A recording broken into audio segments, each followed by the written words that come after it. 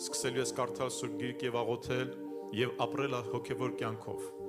նա քեզ կօգնի, ոչինչ մի դիր քո առջև, սա անել կամ չանելու մասին չի հավատքը, թող ամեն բան։ Հիմա Հիսուսին ընդունիր քո կյանքի մեջ, ամենակարևորը, մնացածը, երբ որ Տերը քո կյանքի մեջ լինի, միասին ամեն հարցերը կլուծեք։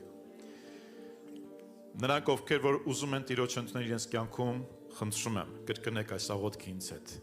Տեր Հիսուս, փառք ես։ Դու ես ճշմարիտ Աստվածը։ Դու ես Քրիստոսը, որ եկար աշխարհ եւ քո կյանքը դրեցիր զոհասեղանի վրա, մեղավոր մարդու համար, որ մեղավոր մարդուն փրկես իր մեղքերից եւ անօրենություններից եւ կյանք տաս նրան։ Տեր Հիսուս, այդ մեղավոր մարդը ես եմ, ում համար քո կյանքը դրեցիր, ում համար մահացար եւ հարություն առար։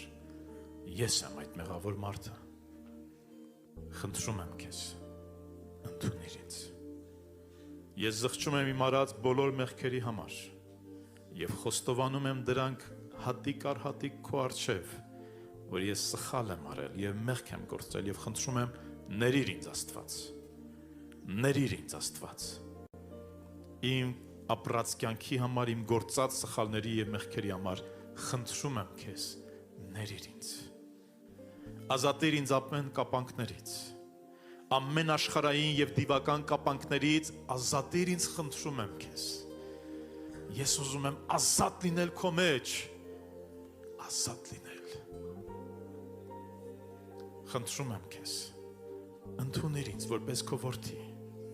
Ես հրավիրում եմ քեզ, որ դու լինես իմ Տերս, իմ Աստվածը, իմ Փրկիչը, իմ կյանքի առաջնորդը։